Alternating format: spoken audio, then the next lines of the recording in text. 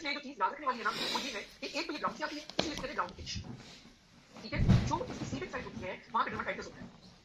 एक पॉइंट ये याद रखने वाला है इसका, ये लिख लीजिए, ये बहुत इंपॉर्टेंट है। ठीक है, साथ क्यूटेनियस लार्वा माइनस। ठीक है, ये रैश सी बनती है, ठीक है, आपकी साइड पे जहां पे हम स्लीप करते हैं अंडर द स्किन। ठीक है, इसको क्यूटेनियस लार्वा माइनस कहते हैं। आपको मैं ऐसे देख देता हूँ, सीरियसली किस तरह की होती है।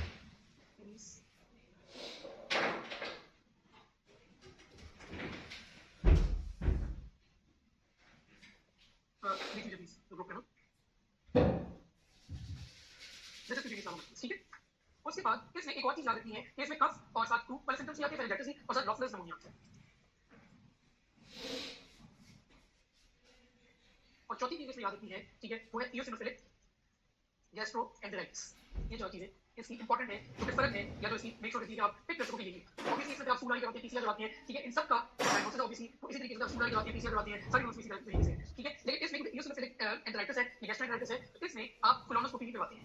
ये एक इसमें फर्क आ जाता है, ठीक है। और ट्रीटमेंट इसका हुई एल्बेंडाजोल, मेबेंडाजोल एंड पायरेट्रिक। क्लियर है सबको? बुक में क्लियर है तो बताइए आगे पूरा देश नहीं है जी। ये क्लियर है जी?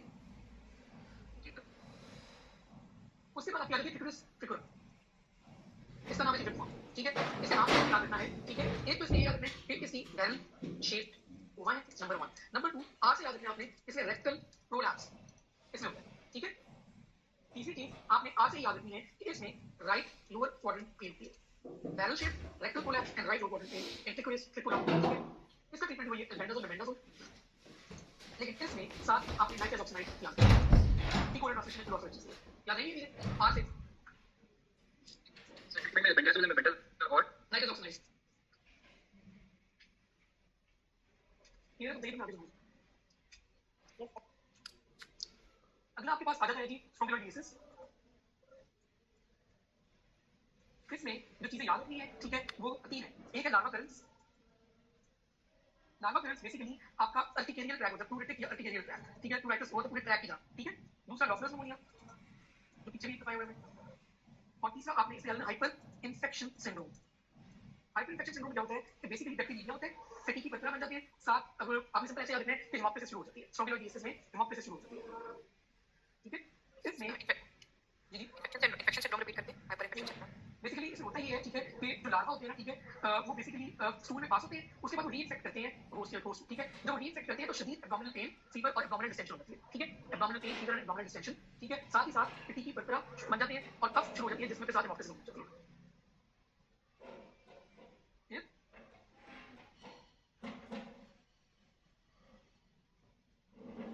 उसके बाद इसमें जो चीज याद रखने वाली है थोड़ी सी, ठीक है, वो एक है आपका एंटेरिक स्ट्रेंथ टेस्ट। ये देखना है, ठीक है। इसका जो ट्रीटमेंट आ जाता है आपका आइवरमेक्टिन है, थायोबेंडाजोल है, दैट्स इट। ठीक है, आइवरमेक्टिन एंड थायोबेंडाजोल। क्लियर? आगे चलो। अगला आपके पास आ जाता है जी एंटीबॉडीज। इट्स सर आइवरमेक्टिन और थायोबेंडाजोल। ओके, ये मैं आपको सिर्फ वो वाली चीजें बता रहा हूं जो मोटी मोटी है, जो पूछी जा सकती है। ठीक है, लोग अक्सर ये छोड़ जाते हैं, लेकिन एक एजेंसी की वजह से मुश्किल होती है। ठीक है, उसके बाद है पिनवर्म।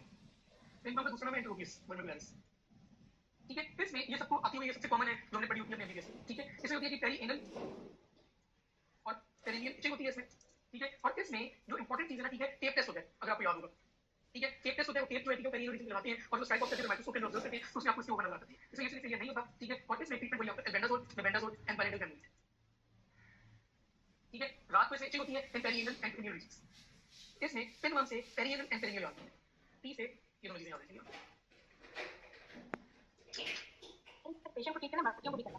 सॉरी, तो पेशेंट को ठीक करना है, बाकी जो एडल्ट उनको भी करना है। अरे इसमें इशू भी ट्रीटमेंट, लेकिन इसमें ये डिफरेंट कर दो, तो इसमें कुछ फॉर्म्स हैं, ठीक है, 2 के 3 फॉर्म्स हैं जिसमें आपके एक वीडियो है, इसमें सारा आपके कॉन्टेक्स्ट को ट्रीट करना होता है होमवर्क। इसमें भी करना है आपने ट्रीट कॉन्टेक्स्ट को, ठीक है, और साथ आपने हुक्म में भी करना है, हुक्म में और पिनवर्म में कॉन्टेक्स्ट को ट्रीट करना है। क्लियर? अच्छा, एक क्वेश्चन आया जी कि एंटेरिक स्फिंक्टर क्या है? एंटेरिक स्फिंक्टर बेसिकली ना सॉलो करती है स्फिंक्टर को, ठीक है, और जो स्मॉल इंटेस्टाइन है जब वो चला जाता है उसको वापस कैच के उसको ऑब्जर्व करते हैं माइक्रोस्कोप चेक करने के लिए कि वो उसमें है कि नहीं। आगे चलो। उसके बाद आता है एस्केरिस। एस्केरिस दूसरा नाम इसका है, ऑब्वियसली आपको पता है, राउंड वर्म, ठीक है। इसमें तो कोई स्पेसिफिक फाइंडिंग नहीं होती है। एक तो पाइका याद रखना, आपने पाइका की एसोसिएशन है, वैसे सबके साथ ये इसकी बहुत ज्यादा है एसोसिएशन में पाइका एस्केरिस, ठीक है। और इसमें एलर्जी होती है, लॉफलेस निमोनिया होता है, ठीक है। और इसमें वही वाली बात है कि जो वर्म्स होती है ना, ठीक है, they are coughed up, worms are coughed up, ठीक है। क्लियर?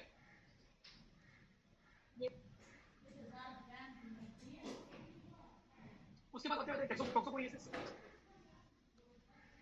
इसमें एक नंबर काफी सिंपल याद रखना है, एक्सो है ना, इससे मुझे हमेशा याद रखना वीओ, ठीक है। वी से आपने याद रखना विसरल लार्वा माइग्रेंस, वो से आपने याद रखना ऑकुलर लार्वा माइग्रेंस, और इससे वो से आपने याद रखना कोवर्ट टॉक्सोपोरिएसिस, ठीक है। विसरल लार्वा माइग्रेंस में आपकी फीवर होगी, इन्फेक्शन होगी, एक्जिमा होगा, प्रोवेक्टस होगा। ऑकुलर में कभी इंपॉर्टेंट है यूनिलैटरल पेनफुल ब्लाइंडनेस, ठीक है। Unilateral painful blindness ocular larva migrans है, टॉक्सोपोरिएसिस, ठीक है। और कोवर्ट में क्या है, एक नॉन स्पेसिफिक साइन सिम्पटम होते हैं, लेकिन जब आप करवाते हैं तो इंक्रीज एंटीबॉडी टाइटर करते हैं, ठीक है। ट्रीटमेंट इसका वही है, बेंडाजोल बेंडाजोल स्टीरॉइड्स, ठीक है। क्लियर है? उसके बाद आपके पास आ जाते हैं जी इकाइनोकोकस जो है, ये मुझे पता है थोड़ा सा मोनोटोनस चीज है, लेकिन इसको इसी तरीके से करना पड़ता है, एक दफा करना जरूरी है। इकाइनोकोकस जो है, ठीक है, आप सबको पता है, ठीक है, कि इसमें जो मोस्ट कॉमन साइट होती है इन्वॉल्वमेंट की वो लंग्स होती है, ठीक है। और इसको डॉग भी कहते हैं, ठीक है, ये डॉग से ट्रांसमिट होती है। इसमें याद रखने वाली जो चीज है ना, सबसे इंपॉर्टेंट है, ठीक है, कि इसके, ठीक है, एब्सेसेस बनते हैं, तो जब वो फटते हैं तो उसकी वजह से लिवर एब्सेस या लंग एब्सेस बनते हैं, जब फटते हैं तो फिर एनाफाइलैक्सिस का नाम होता है, that is very important. Anaphylaxis की एसोसिएशन है विद इकाइनोकोकस, जो डॉग वर्म, ठीक है। याद रखिए बात, अगर इसकी जो सिस्ट है, ठीक है, वो आपको मिल रही है सिंपल सिस्ट है, तो आप सिर्फ एल्बेंडाजोल लेंगे, ठीक है। लेकिन अगर आप सिस्ट को क्या कहते हैं पेयर की टूटी नहीं कर सकते, तो फिर अल्टीमेटली आपको उसको रिमूव करना पड़ेगा।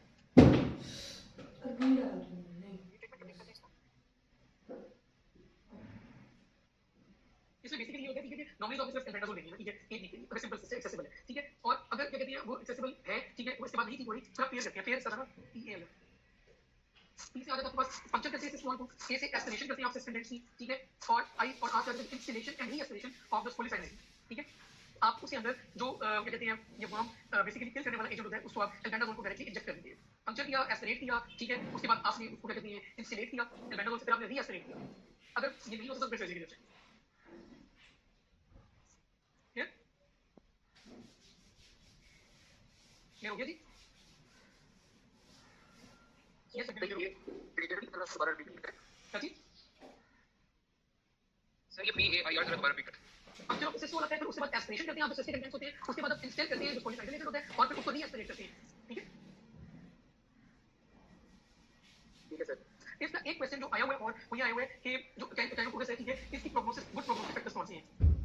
गुड प्रोग्नोस्टिक फैक्टर्स इसके आपके आ जाती है स्मॉल साइज हो, age of cyst less than 2 years हो, ठीक है, और लो कॉम्प्लेक्सिटी ऑफ सिस्ट, इसको ऐसे रखिए, ठीक है। इसमें से एक ना एक चीज लाजमी आती है, ठीक है, ये पूछा जाता है कि what are the good prognostic factors of Echinococcus.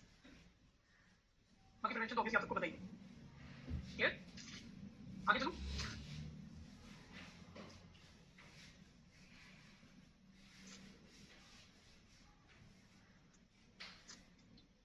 Investigation देखिए सबकी ऐसे ही है, ठीक है। इन्वेस्टिगेशन जो ऑब्वियसली इसमें इकाइनोकोकस में तो सिर्फ लगेगा, तो उसमें आप अल्ट्रासाउंड ग्राउंड करवाएंगे, सीटी ग्राउंड करवाएंगे, सराउंडिंग तो आप सबने करवा सकते हैं, ठीक है। ये फिगर भी सब नहीं होगा, ठीक है। तो आप डीएनसी ग्राउंड करवाएंगे, उसमें देखेंगे न्यूक्लियोटाइड ज्यादा होंगे, डीएनसी ग्राउंड करवाएंगे,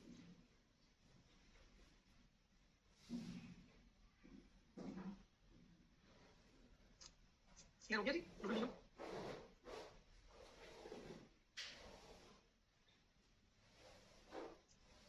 हो गया? डीएनसी के बीच में लेकिन एलाइजा करवा सकती है, किसी भी करवा सकती है, एलाइजा जो है, ठीक है, वो यूज होता है सब जोन में यूज होता है। इनकी सेंसिटिविटी और स्पेसिफिसिटी किसी भी नहीं है सकती, सिर्फ जो टेक्निक है ना वो आपको आनी चाहिए, कुछ चीज स्पेसिफिक है आपको कौन सी यूज करनी है। क्लियर हो गया? तो ये लेट्स मूव फॉरवर्ड। अगला आइडिया शिस्टोसोमियासिस जो है ना, ठीक है, उसमें आपने सिंपल जो याद रखने वाली चीज है वो सिर्फ जो है ना, एक तो ब्लैडर इन्वॉल्वमेंट है, ठीक है, ये याद रखना है, और शिस्टोसोमियासिस की एसोसिएशन विद ब्लैडर कैंसर, ठीक है।